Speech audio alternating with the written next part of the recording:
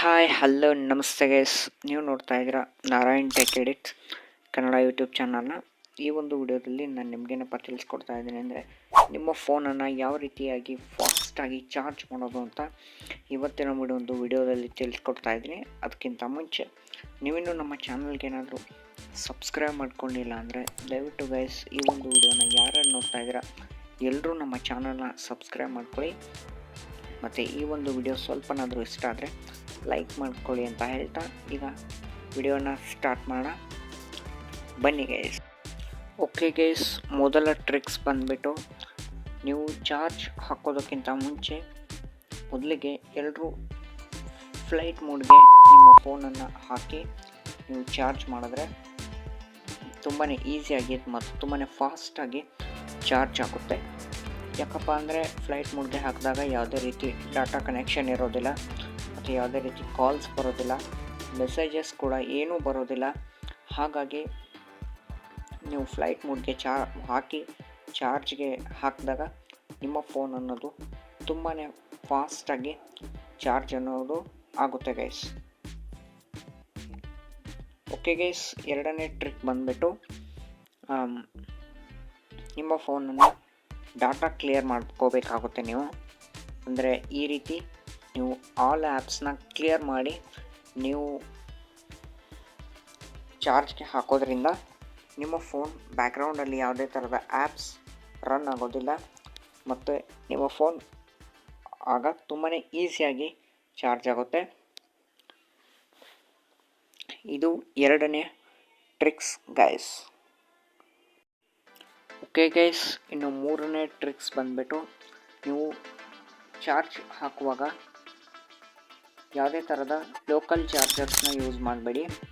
ನೀವು ಕಂಪನಿ ಒಂದು ಫೋನ್ ಜೊತೆಗೆ ಯಾವ ಚಾರ್ಜರ್ ಬಂದಿರುತ್ತೋ ಅದೇ ಚಾರ್ಜರ್ನ ಯೂಸ್ ಮಾಡೋದಕ್ಕೆ ಟ್ರೈ ಮಾಡಿ.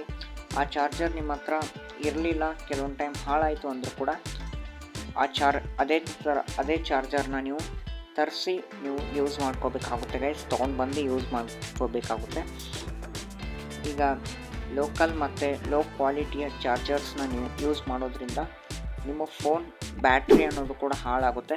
ಹಾಗಾಗಿ ಒಂದು ಒಳ್ಳೆ ಕ್ವಾಲಿಟಿಯ ಚಾರ್ಜರ್ಸ್ನ ಯೂಸ್ ಮಾಡೋದ್ರಿಂದ ಕೂಡ ನೀವು ನಿಮ್ಮ ಒಂದು ಫೋನ್ ಬ್ಯಾಟ್ರಿಯನ್ನು ತುಂಬಾ ಈಸಿಯಾಗಿ ಮತ್ತು ಫಾಸ್ಟಾಗಿ ಚಾರ್ಜ್ ಮಾಡ್ಕೋಬೋದು.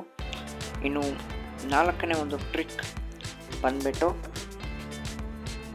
ಓಕೆ ಗೈಸ್, ನಾಲ್ಕನೇ ಟ್ರಿಕ್ಸ್ ಬಂದುಬಿಟ್ಟು, ನಿಮ್ಮ ಫೋನ್ ಇನ್ನೂ ತುಂಬಾ ಫಾಸ್ಟಾಗಿ ಚಾರ್ಜ್ ಆಗಬೇಕು. ಅಕಸ್ಮಾತ್ ನೀವು ಈಗ ತುಂಬಾ ಅರ್ಜೆಂಟ್ ಇಂಪಾರ್ಟೆಂಟ್ ಕೆಲಸ ಇದೆ, ಹಾಗಾಗಿ ನಾವು ಹೊರಗಡೆ ಹೋಗಬೇಕು, ಆ ಒಂದು ಟೈಮಲ್ಲಿ ನೀವು ತುಂಬ ಫಾಸ್ಟಾಗಿ ಚಾರ್ಜ್ ಆಗಬೇಕಂದ್ರೆ ನೀವು ನಿಮ್ಮ ಫೋನನ್ನು ಸ್ವಿಚ್ ಆಫ್ ಮಾಡಿಬಿಟ್ಟು ಚಾರ್ಜ್ಗೆ ಹಾಕೋದು ತುಂಬಾ ಒಳ್ಳೆಯದು ಗೈಸ್.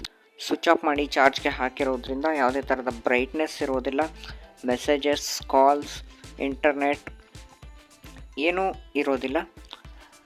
ಯಾವುದೇ ಥರದ್ದು ಒಂದು ಆ್ಯಕ್ಟಿವಿಟೀಸ್ ಫೋನಲ್ಲಿ ಇರಲ್ಲದೆ ಇರೋ ಕಾರಣ ತುಂಬಾ ವೇಗವಾಗಿ ಚಾರ್ಜ್ ಅನ್ನೋದು ಆಗುತ್ತೆ ಗೈಸ್. ಈ ಒಂದು ಟ್ರಿಕ್ಕನ್ನು ತುಂಬ ಜನ ಟ್ರೈ ಮಾಡಿರ್ತೀರ, ಬಟ್ ತುಂಬ ಯೂಸ್ ಮಾಡ್ಕೊಳ್ಳಲ್ಲ ಯಾರು. ಇದು ಬಂದುಬಿಟ್ಟು ನಾಲ್ಕನೇ ಒಂದು ಟ್ರಿಕ್ಸ್ ಗೈಸ್.